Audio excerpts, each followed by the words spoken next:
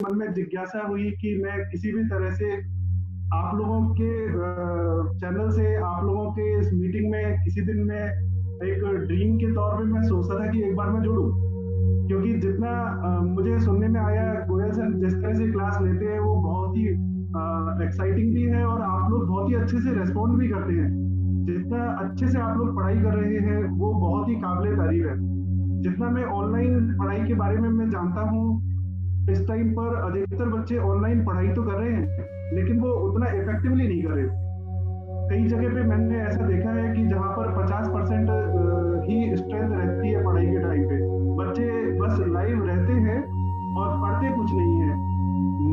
अपने स्क्रीन को शेयर करके रखते हैं, बस बैठे रहते हैं, एक दो झपकी भी बीच में निकाल लेते हैं, लेकिन पढ़ते नहीं है। तो मुझे ये जानकर बहुत ही आश्चर्य हुआ और बहुत सुखद अनुभव भी हुआ कि आप सब लोग बहुत ही अच्छे से पढ़ाई कर रहे हैं, भी बहुत अच्छी स्पीड से चल रहा है। मुझे लगता है कि ये एक मिरेकल ही होगा, वरना मैं जयपुर में इस टाइम पर हूँ और मैं कोचिंग चलाता हूँ और लगभग 300 बच्चे मेरे इस टाइम पर कोचिंग से जुड़े हुए हैं। 2 स्कूल्स के बच्चे भी मैं इस टाइम पर फ्री पढ़ाई करा रहा हूँ उनको मैं, क्योंकि उनके पास ऐसा कोई ऑनलाइन फैसिलिटी उनके पास नहीं है, तो मैं उनको भी फ्री में क्लासेस अपने यहाँ से लगवाता हूँ, जिसमें साइंस और कॉमर्स की क्लासेस होती हैं। तो मैंने ये प्रैक्टिकली देखा है, जिसमें कि हम लोग कोचिंग सेंटर वाले हैं, हमारे पास तो बच्चे को आना मजबूरी होती है, हम ये समझ के चलते हैं। और मेरी वाली क्लास में या हमारे और टीचर्स की क्लास में जब बच्चा प्रॉपर रेस्पॉन्ड नहीं करता है तो बहुत गुस्सा आता है। जब मुझे पता चला कि सर जो बच्चों को पढ़ा रहे हैं वो तो आप लोग तो सब गवर्नमेंट स्कूल के ही हैं और आप लोग बाउंड भी नहीं है कि आप रेगुलर अटेंडेंस भी लगाएं या ऐसा कुछ करें, फिर भी आप लोग इतना अच्छे से पढ़ाई कर रहे हैं। जितना मुझे आपके बारे में सुनने का मौका मिला, मुझे बहुत ही अच्छा लगा। मैं इन्हीं गोयल सर की हेल्प से मैं यहाँ तक पहुँचा हूँ और मैं मेरे पास शब्द नहीं है बताने को कि मुझे आज इतना एक्साइटमेंट हो रहा है आप सबके साथ जुड़ने का। आप लोगों का के मन में भी कुछ सवाल हो सकते हैं मेरे से रिलेटेड, आप लोग कुछ भी पूछ सकते हैं। आपको लगता है कि नहीं, आप हमें कोई ट्रिक्स दीजिए या कोई हमें अपने बारे में बताइए, तो मैं कोई भी चीज बताने को तैयार हूँ। हाँ, जैसा सर ने अभी पुरानी स्लाइड्स जो दिखाई थी रिजल्ट की, वो लगभग 10-12 सालों से ये रिजल्ट मैं यहाँ पर रेगुलरली शो करता हूँ और सीबीएसई से रिलेटेड मैं यहाँ पर बस सीबीएसई से रिलेटेड ही पढ़ाता हूँ। मैं आईआईटी जेईई का मेरा कोई एम नहीं है। शिक्षा को मैंने अभी तक अपना धर्म समझा है, मैंने इसको व्यापार अभी तक बनने नहीं दिया। और गोयल सर जैसा कि आप जानते हैं, वो तो शुरू से ही इसको एक सेवा भाव से ही इसको स्टार्टिंग से पढ़ाते हैं। तो आज मुझे बहुत ही अच्छा लग रहा है कि मैं अपने गुरु के साथ इस चैनल के माध्यम से मैं जुड़ा हुआ हूँ और मुझे अच्छा लग रहा है। आप लोग कोई क्वेश्चन पूछें, अदरवाइज मैं आप लोगों के सामने एक स्टोरी भी अभी मैं सोच रहा हूँ कि 5 मिनट की कोई स्टोरी भी आपको सुनाऊं। आप लोगों में से किसी को कुछ पूछना है तो वो पूछ सकते हैं। बेटा अभी जो सर ने बताया, राकेश सर ने, ये यहाँ मयूर विहार में जो अपना प्रेमचंद स्कूल है, ये इसमें से इन्होंने 12th पास आउट है और यहाँ पर रह करके, यानी सरकारी स्कूल के हैं, ये कोई पब्लिक स्कूल के नहीं है, लेकिन बाद में कमांडो भी रहे। ये बीएसएफ में कमांडो रहे 2 साल। इन्होंने बॉर्डर पर लेह लद्दाख से भी आगे, लेह लद्दाख तो हमें नजदीक नजर आता है, उससे आगे भी जाकर के इन्होंने कई ऑपरेशन सफल किए हैं। इन्होंने अच्छे ऑपरेशन किए। बाद में कुछ ऐसे पारिवारिक कारण रहे कि ये वापस आए और आकर के इन्होंने एजुकेशन को चुना और आज ये वहां पर सफल हैं। तो आप में से कोई बच्चा अगर कुछ पूछना चाहे इनसे, भाई सभी अपने माइक ऑन मत करना, लेकिन जो कुछ पूछना चाहे वो अपना माइक ऑन करके पूछ सकते हैं। डिफेंस से रिलेटेड भी मेरे से सवाल जवाब कर सकते हैं आप। मेरे खून में बसा हुआ है डिफेंस, मैं बचपन से ड्रीम था और मैं पूरा भी करके आया उसको। 5 साल मैंने नौकरी भी किया, तो आप लोग अगर उससे रिलेटेड भी कुछ पूछना चाहें पूछ सकते हैं। आपने सुना ही होगा, 5 साल डिफेंस में रहे हैं और बहुत ही गजब इनका अपना कैरियर रहा है। इतने सारे शील्ड और अवार्ड हैं कि कभी मौका मिलेगा तो हम जयपुर अगर चलेंगे घूमने तो इनके उन अवार्ड्स को देख पाएंगे, यहाँ से तो नहीं देख सकते। तो आप में से कोई जी बोलिए। अच्छा तो आप में से कोई बच्चा कोई पूछना चाहे तो माइक ऑन करके अपना अनम्यूट करके पूछ ले।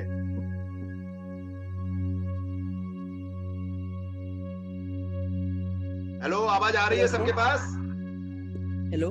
हाँ बोलो बेटा, कौन? गौरव शर्मा। Yes sir. हाँ पूछो गौरव। सर आपने 12th में ये आर्मी के अलावा भी और कुछ सोचा था फ्यूचर? नहीं, मैंने शुरू से मेरे को पायलट बनने का ही एम था और मैं पायलट बनना चाह रहा था और मैं पीएबीटी क्लियर्ड हूँ। एक जब हम 12th के बाद एक एनडीए होता है और ग्रेजुएशन के बाद सीडीएस, इसके थ्रू हम जब जाते हैं कंपटीशन के लिए तो वहां पर एक पीएबीटी टेस्ट होता है, पायलट एप्टीट्यूड बैटरी टेस्ट। उस टेस्ट को हर कोई क्वालिफाई नहीं कर पाता, वो once in a lifetime होता है। तो मैंने वो भी क्वालिफाई किया था जब मैं एनडीए के थ्रू गया था। फिर मेरे को उसमें पता नहीं जब एसएसबी इंटरव्यू होता है तो उसमें 300 से ज्यादा बच्चे एक साथ में इंटरव्यू लेते हैं वहां पर और 2 से 4 बच्चों का ही वहां पर हो पाता है। तो मैं 3-4 बार मैं अपॉर्चुनिटी शुरू में एनडीए के बाद भी लगा के आया और सीडीएस के बाद भी, पर मैं पायलट नहीं बन पाया। कोई बात नहीं, मैंने डिफेंस में वैसे कमांडो बन के सर्विस किया है। तो 12th के बाद एक ही एम था, डिफेंस में जाना है स्पेशली पायलट बन के, पर मैं पायलट बन के नहीं जा पाया, पर मैंने वैसे ग्राउंड लेवल पे ड्यूटी किया है। सर डिफेंस में जो एनडीए है उसमें जो पेपर हुआ था उसका लेवल क्या था इस बार? पेपर का लेवल हमेशा ही मॉडरेट आता है और वो इस लेवल का बनाते हैं कि एक ह्यूमैनिटी वाला बच्चा भी पेपर आराम से कर पाए। बस उसको पायलट नहीं बन सकता है वो, क्योंकि उसके लिए मैथमेटिक्स जरूरी होता है। बाकी आर्मी में जा सकता है, वो ओटीएम में जा सकता है। तो जो लेवल है पेपर का वो बहुत ही मॉडरेट आता है और अच्छे लेवल का, मतलब पेपर मतलब ऐसे ज्यादा बहुत डिफिकल्ट नहीं आता है। एक चीज मैं और बताना चाहता हूँ कि आप में से कई बच्चों को लगता होगा कि वहां पर बहुत ही ज्यादा इंटेलिजेंट बच्चे जाते हैं, तो मैं आपको आपकी ये थोड़ी दुविधा के लिए मैं दूर कर देता हूँ। वहां पर जो ज्यादा इंटेलिजेंट होता है उसको कभी सेलेक्ट नहीं करते हैं। जिसको लगता है कि ये अगर 300 नंबर का पेपर हुआ है और किसी बच्चे के वहां पर 300 में से 300 पेपर नंबर में से अगर 260 से ऊपर है तो उसका सिलेक्शन नहीं होगा, ये गारंटी है। अरे ये तो उल्टी बात पता लगी है। जब इतना ये उनको लगता है कि ये जब इतना इंटेलिजेंट है तो ये हमारे यहाँ रुकेगा नहीं, ये तो लाइफ में बहुत बड़ी अपॉर्चुनिटी इसको मिल जाएगी और ये चला जाएगा। तो वहां पर सबसे बड़ा एक डिफेंस में एक प्रॉब्लमेटिक पार्ट क्या है कि वहां पर वो ट्रेनिंग करते हैं और फिर नौकरी को छोड़ देते हैं। ये वहां पर एक बहुत बड़ा ड्रॉबैक है। कई इंटेलिजेंट जाते हैं फिर नौकरी को 2-4 साल 5 साल किया फिर छोड़ देते हैं। तो ये एक इशू है, इसको रोकने के लिए उन्होंने क्या किया, जो ज्यादा इंटेलिजेंट होते हैं उनको लेते नहीं है वो। सर कंप्यूटर्स में स्कोप है क्या एनडीए में? एनडीए के थ्रू जाते थे? एनडीए के थ्रू इंजीनियरिंग ही करो ना उसमें, यानी कि अगर एनडीए के थ्रू अपन को जाना है तो इंजीनियरिंग करने के लिए जाओ। वहां पर पैसे भी नहीं लगते, 1 रुपए का कोई चार्ज नहीं है इसमें सिविल इसमें एनडीए के थ्रू। मतलब वहां पर भी इंजीनियरिंग होता है, पीई होता है वहां पर, और कंप्यूटर के थ्रू भी होता है, अपने मैकेनिकल पार्ट में भी होता है। तो सारा पूरा फैसिलिटी है वहां पर। इसके लिए एग्जाम होता है, आर्मी में इंजीनियरिंग की लाइन का एग्जाम होता है जिसका कोई चार्ज नहीं लगता है, वहां पर फीस भी नहीं लगती है। और एससीआरए एक अगर एग्जाम है, आपको पता हो तो स्पेशल क्लास रेलवे अप्रेंटिस के अंदर तो पैसे भी मिलते हैं।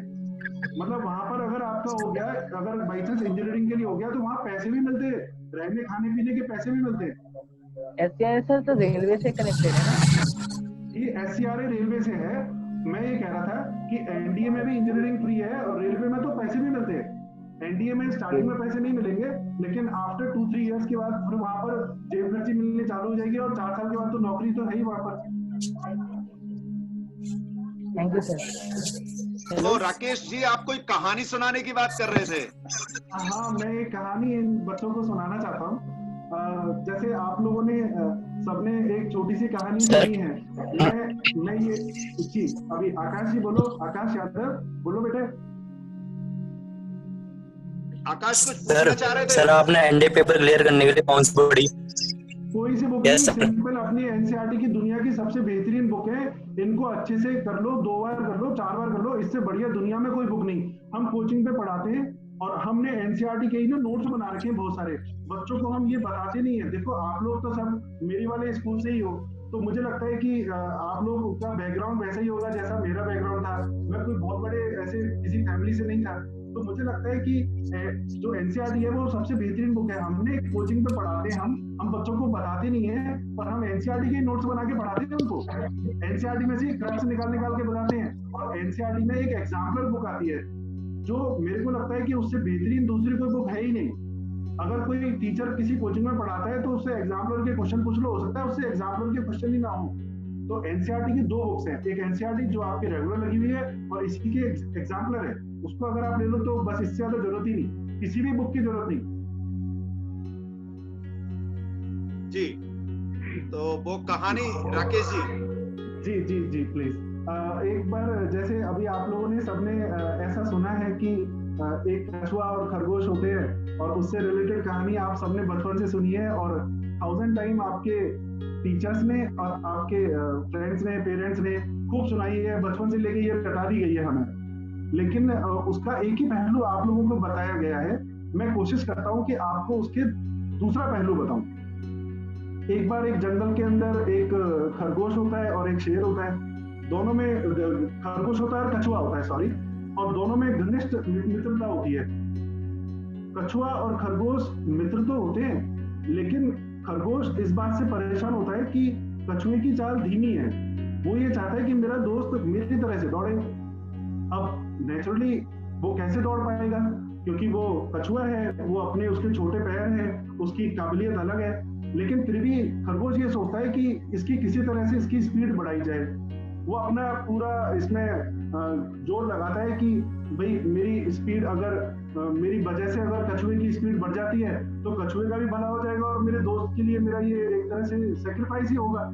इसके लिए वो एक रेस का आयोजन करता है, और एक रेस राजा की परमिशन, राजा शेर की परमिशन से एक रेस ऑर्गेनाइज करते हैं। सारे जंगल के जानवर इकट्ठे होते हैं, रेस स्टार्ट होती है। खरगोश तेज दौड़ जाता है, थक जाता है, एक पेड़ के नीचे विश्राम करता है। विश्राम करने के दौरान नींद आ जाती है। कछुआ अपनी सतत चाल से कॉन्टिन्यूस चलते चलते फिनिश लाइन को क्रॉस कर जाता है, और जंगल के सारे जानवर उसको बधाई देते हैं जीतने की। खरगोश की नींद खुलती है, तो वो जब नींद खुलने के बाद वो वहां पर जाता है, फिनिश लाइन की तरफ दौड़ के पहुंचता है, पता चलता है कछुआ जीत गया। आप सबने ये कहानी बहुत बार सुनी है। मैं इसी कहानी को आगे बताता हूँ, क्योंकि वो दोनों दोस्त होते हैं। खरगोश इस हार को बर्दाश्त नहीं कर पाता है, तो वो राजा शेर से कहता है कि महाराज एक रेस और अगर आप ऑर्गेनाइज कर दें तो बहुत अच्छा रहे। तो राजा कहता है भाई कछुए से पूछना पड़ेगा जो आपके साथ दौड़ेगा। कछुए से जब वो पूछते हैं, कछुआ कहता है कि मुझे कोई दिक्कत नहीं है, मुझे तो पहले भी हारना ही था, ये तो ये गलती से सो गया, वरना मेरी तो हार पहले भी निश्चित थी, आज भी निश्चित है, कल फिर दौड़ा लो, हमेशा कभी भी दौड़ा लो, मैं कभी भी जीत ही नहीं सकता इससे। तो आप तो कभी भी दौड़ा लो, मुझे कोई दिक्कत नहीं। फिर से रेस ऑर्गेनाइज होती है, फिर से कछुआ दौड़ता है, खरगोश दौड़ते हैं। खरगोश अपनी पूरी क्षमता से दौड़ता है और बहुत लंबे मार्जिन से जीत जाता है। कहानी में यहीं पर एक ट्विस्ट आता है। जब वो बहुत लंबे मार्जिन से जीतता है तो उसमें उसका एरोगेंस शो होता है कि वो कछुए को बहुत बड़े मार्जिन से हराना चाहता था। ठीक है, दोनों फिनिश लाइन पर पहुंचते हैं और राजा शेर खरगोश को विनर घोषित कर देता है। कुछ दिन बीत जाते हैं, खरगोश और कछुए दोनों के मन में थोड़ी कटुता आ जाती है। दोनों एक दूसरे से घृणा करने लग जाते हैं, खासतौर पर खरगोश, क्योंकि वो एक बार जो कछुआ जीता था उसलिए वो उसकी हार को पचा नहीं पाता है। तो वो दोनों गुमसुम रहते हैं, बहुत टाइम निकल जाता है। कछुआ इस बात को बर्दाश्त नहीं कर पाता है, तो वो कोशिश करता है कि किसी तरह से इसको वापस वार्तालाप को चालू किया जाए। तो वो राजा शेर की इसमें मदद लेता है। राजा शेर अपनी सभा बुलाते हैं और सब लोगों को बोलते हैं, सारे जानवरों को, कि बताइए अपनी अपनी कोई बात। कछुआ कहता है महाराज आपने 2 रेस ऑर्गेनाइज की थी, एक बार मैं जीता और एक बार खरगोश। तो इसका मतलब ये हुआ कि हम दोनों एक एक बार जीते हैं। अब विनर का फैसला तो हुआ ही नहीं ना, या तो खरगोश जीते या मैं जीतूं, तो इसके लिए एक रेस और ऑर्गेनाइज करनी पड़ेगी। तो राजा शेर कहता है ठीक है, खरगोश से पूछना पड़ेगा। खरगोश से पूछते, खरगोश बहुत ही स्पीड से, अति उत्साह में तुरंत हार करता है, क्योंकि वो उस एक हार को पचा नहीं पाता है। वो भी चाहता है कि मैं 2-1 से कम जीत तो जाऊं। वो आगे की बात उसको सुनाई नहीं देती है। कछुआ शेर से कहता है महाराज सब कुछ पिछली बार खरगोश के मुताबिक हुआ था, इस बार मेरे मुताबिक होना चाहिए। इस बार ट्रैक का जो चुनाव है वो मैं स्वयं करूंगा। इस बात को खरगोश बिल्कुल एक्सेप्ट कर लेता है, क्योंकि उसको लगता है किसी ट्रैक पे दौड़ा लो, दुनिया में कहीं दौड़ा लो, कछुए से तो तेज पहुंच ही जाना है। दौड़ स्टार्ट होती है तो खरगोश अपनी पूरी स्पीड, डबल ट्रिपल स्पीड से दौड़ जाता है। जब आधा रास्ता कवर होता है तो रास्ते में उसको एक नदी दिखाई देती है। नदी दिखाई देने के साथ ही उसका दिमाग खराब हो जाता है कि नदी, भगवान इसको कैसे पार करूंगा, अपने सारे तरीके आजमा लेता है, हर प्रयास उसका विफल हो जाता है। जब सब तरह से वो विफल हो जाता है तो वो ये सोचता है कि अब तो कोई रास्ता ही नहीं बचा। फिर वो थोड़ी देर चिंतन करता है वहीं बैठे हुए कि आखिर ऐसा क्यों हुआ। फिर उसको लगता है ये कछुए ने मेरी आंखें खोलने के लिए मेरे साथ ये इस तरह का काम किया है, और वो मन ही मन कछुए को थैंक्स कहता है और वापस उसी ट्रैक पर दौड़ता है जहां पर कछुआ होता है। कछुए के पास पहुंचता है और आंखों ही आंखों में बिना कुछ कहे कछुए से अपनी गलती का एहसास कर देता है। कछुआ भी उसको एक्सेप्ट कर लेता है। फिर कछुए से आग्रह करता है कि कछुआ आप मेरी पीठ पे बैठ जाओ, क्यों ना अपन साथ में चलते हैं। कछुए को कोई दिक्कत नहीं थी, वो अपने मित्र को पाके खुश था। नदी के किनारे पर पहुंचते हैं, वहां पर कछुए को खरगोश अपनी पीठ से नीचे उतार देता है। फिर वो खरगोश कछुए से कहता है देखो आधा रास्ता मैंने कवर कराया, अब ये बाकी का जो नदी वाला जो रास्ता है ना, इस पे आप चलो, मैं आपकी पीठ पे बैठूंगा तो रास्ता कवर हो जाएगा। होता भी ऐसा ही है, खरगोश कछुए की पीठ पर बैठता है, कछुआ उसको नदी पार करा देता है। नदी के दूसरे छोर पर जो रेस फिनिश होने का जो एंड पॉइंट था, वहां पर सारे जानवर इकट्ठे होते हैं। वो इस पूरे दृश्य को देखते हैं और बहुत खुश होते हैं, बहुत ही मन उनका प्रफुल्लित हो जाता है कि ये बहुत ही अच्छा काम हुआ है, मिलजुल के ही काम हो सकता है, अंततः दोनों की ही जीत होती है। ये कहानी मेरा आप लोगों को सुनाने का मकसद यही था कि जब मैं भी आपकी तरह सरकारी स्कूल में पढ़ता था, तो ऐसा नहीं है कि आप में से सब बच्चे सब चीजों में काबिलियत हो सकता है कोई एक फील्ड में कोई एडवांस हो सकता है कोई दूसरी फील्ड में एडवांस हो। आप अपनी फील्ड में एडवांस रहिए, उसकी हेल्प दूसरे बच्चे को मिले, तब तो आपका वो एडवांस बनना फायदेमंद है, वरना कोई फायदेमंद नहीं है। यानी कि अगर आप मैथ में स्ट्रांग है और आप फिजिक्स में कमजोर है, और आपका दोस्त फिजिक्स में स्ट्रांग है और मैथ में कमजोर है, तो आपका ये फर्ज बनता है कि आप अपने दोस्त को मैथ सिखाएं। उसके पीछे रीजन इतना सही होता है कि जब आप अपने दोस्त को मैथ सिखाएंगे तभी आपका मैथ्स में एडवांस होना फायदेमंद रहेगा। इसी तरह से दोस्त आपको फिजिक्स सिखाए, यानी कि हमें मिलजुल करना चाहिए सारा काम यानी कि सारी पढ़ाई लाइफ साइकिल पूरा। और इसके पीछे एक होता है कि हमारा चीज कोई कंपटीशन नहीं है, कोई हमारी नौकरी नहीं खाएगा, हम सबका एम अलग है, हम सबकी लाइफ साइकिल अलग है, हम सबको एक जगह पे जाना नहीं है, हम सबकी चॉइस एक जैसी नहीं है। तो मिलजुल के रहने से हो सकता है कि हमारे लिए इसका एक कोई समाधान निश्चित हो जाए, और जो सफलता है वो मिलके सफलता मिले तो उसको सेलिब्रेट करने का भी मजा आएगा। हमने अगर सफलता पा ली और हमारा दोस्त पीछे रह गया तो सेलिब्रेट किसके साथ करेंगे। तो ये इसका एक ऑब्जेक्टिव था, मानना है कि हम सबको मिलके रहना चाहिए।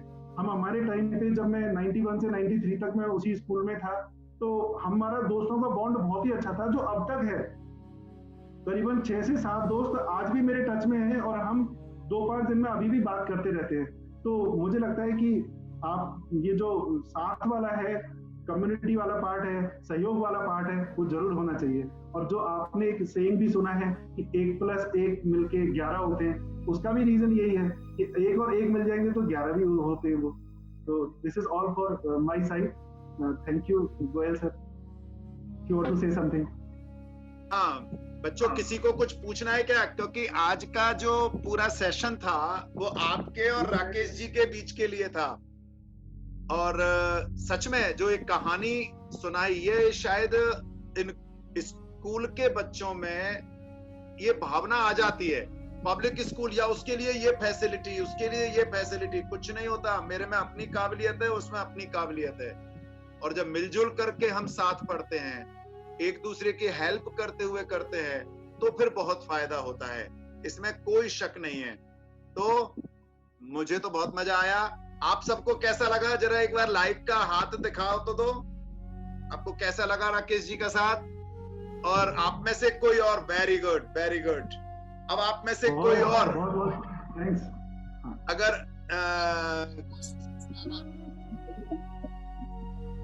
कोई कहना चाहे, कुछ और पूछना चाहे, तो पूछ सकते हैं राकेश जी से। और 5 मिनट हमारे पास हैं। हम एक काम करेंगे कि इस 5 मिनट और राकेश जी के साथ रहेंगे। आपको कुछ पूछना हो तो फिर दोबारा से रिजॉइन करना। इसमें मीटर पाकिस्तान के अंदर चला गया था, मैं अपने 70 कमांडो के साथ, मैं उसका कमांडर मैं था, और मेरे साथ 70 और जो बाकी के जो लोअर कैडर के होते हैं, हवलदार, सिपाही वगैरह, ये सब लोग थे। तो मैं उन 70 के ऊपर मैं कमांडर था। मैं अपने 70 प्लाटून के साथ पूरा घुस गया पाकिस्तान के अंदर, और उनको सक्सेसफुली वापस लाने के दौरान पूरी टीम वापस आ गई, मैं और मेरे 4 जो मेरे हेल्पर होते हैं, बॉडीगार्ड होते हैं, मैं उनके साथ था। तो मैं एक खाई में गिर गया था 200 फीट नीचे, और 200 फीट नीचे खाई के मैं गिरने के बाद, क्योंकि वहां पर पेड़ पत्ते होते हैं तो ऐसा लगने का इश्यू रहता होगा, स्क्रैचेस बॉडी पे पड़ते हैं, पर इसका मतलब ये नहीं है कि कोई स्ट्रेट गिरा है, पेड़ पौधे, बहुत जंगल है बहुत बड़ा। तो उस पूरे ड्यूरेशन में मैं वहां पर 200 फीट के आसपास नीचे गिर गया। लगभग वहां पर मैं 2-3 घंटे पड़े रहने के बाद वो जो 4 मेरे जो पर्सनल सिपाही थे वो मेरे पास नीचे पहुंचे, और उन्होंने मेरे को वहां से पिक करके, और फिर हम वापस इंडिया के अंदर आए। तो वो एक ऑपरेशन मेरे को अच्छे से याद है, पर हम अपना ऑपरेशन सफल करके आए थे, जिसमें एक प्लाटून मेरा था, ऐसे 7 कंपनियां गई थी उसको ऑपरेशन को सफल बनाने के लिए। 3 मिलिटेंट को उस ऑपरेशन में मारा था, और हम बहुत सफल ऑपरेशन करके आए थे। मैं लगभग 2 महीने तक बेड पे रहा था, जब मेरी बॉडी पर एक इस तरह के कुछ फफोले हो गए थे, जिसके लिए इंजेक्शन जम्मू से आते थे वहां पर बॉर्डर पे, कि वो इंजेक्शन को लगना बहुत जरूरी था। तो ये एक ऑपरेशन है जो मुझे याद था। ऐसे बहुत ऑपरेशन होते रहते हैं, तो ये एक अच्छा मेरे याददाश्त में, जो मुझे बिल्कुल करंट उरी मूवी की वजह से याद भी है मुझे जी।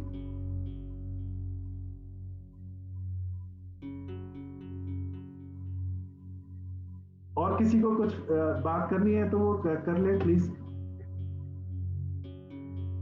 Hello sir. यस यस बेटा, यस। अपने आवाज बंद कर रखी थी। बेटा कैसा लगा आपको, जरा बताओ सर को, क्लैपिंग या लाइक करके। गुड।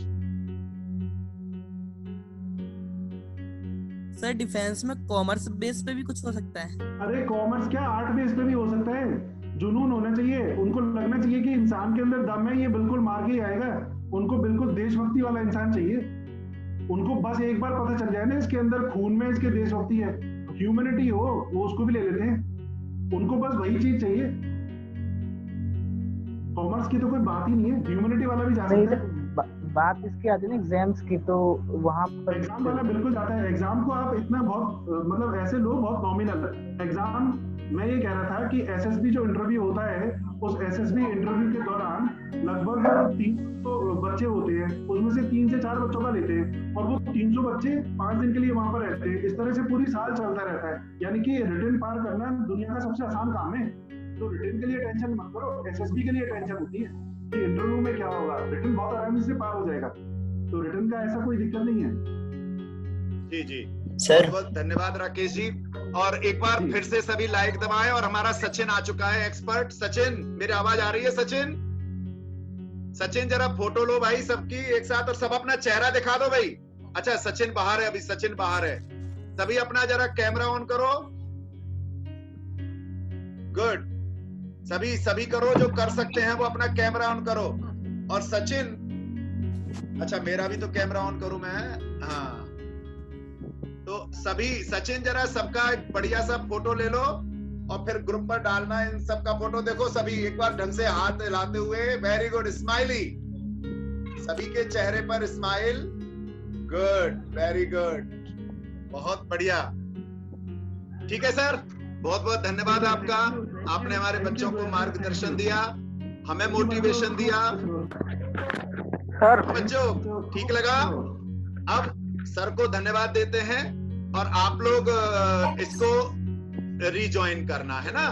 ठीक है राकेश जी, बहुत बहुत। हाँ राकेश जी, में एक चीज और लास्ट में, क्या बच्चों को, राकेश जी एक प्रश्न जी, क्या आपके ऐप को बच्चे डाउनलोड कर लें क्या? अगर आप उस विषय में कुछ बताना चाहें तो 30 सेकंड में। बिल्कुल कर सकते हैं। डाउनलोड करने के बाद उसमें बस गोयल सर करके रेफरेंस करके मेरे को मैसेज कर दें, मैं सबको ज्वाइन करा दूंगा फ्री ऑफ कॉस्ट, कोई टेंशन नहीं। बेटा ध्यान में आ गया क्या? आप उस ऐप को डाउनलोड करके मेरे नाम से मैसेज डाल देना। आप सबको सर फ्री ऑफ कॉस्ट। वैसे बता दूं, सर की फीस बहुत महंगी है उस कोचिंग की। ऐप का नाम क्या सर? The elixir. मैंने उसमें मैसेज डाला हुआ है बेटा, द एलेक्सर, है ना? प्ले स्टोर पे जाना है, वहां पर डाउनलोड कर लेना। आप जैसे ही डाउनलोड करेंगे आपका नाम आ जाएगा मेरे पास, और वहां पर आपको जब वो क्वेश्चन पूछेगा स्टार्टिंग में वेलकम मैसेज के साथ, तो आप उसमें लिख देना कि भाई आपका नाम ये है, बस तुरंत मेरे पास मैसेज आ जाएगा। ठीक है बेटा? डेली का बैच एक अलग ही बता दूंगा मैं। अगर आप अपने नाम के साथ वाया गोयल सर लिख दोगे तो जल्दी आपको ज्वाइनिंग मिल जाएगी फ्री ऑफ कॉस्ट। तभी मिलेगा तभी मिलेगा तभी मिलेगा तभी मिलेगा एंट्री। ठीक है ठीक है बेटा, थैंक यू। सभी हाथ जोड़ के नमस्कार करो, हाथ जोड़ के नमस्कार करो सभी जो जो देख रहे हैं। वेरी गुड, नमस्कार। और आप सब रिज्वाइन करना है बेटा, आपको आप सभी को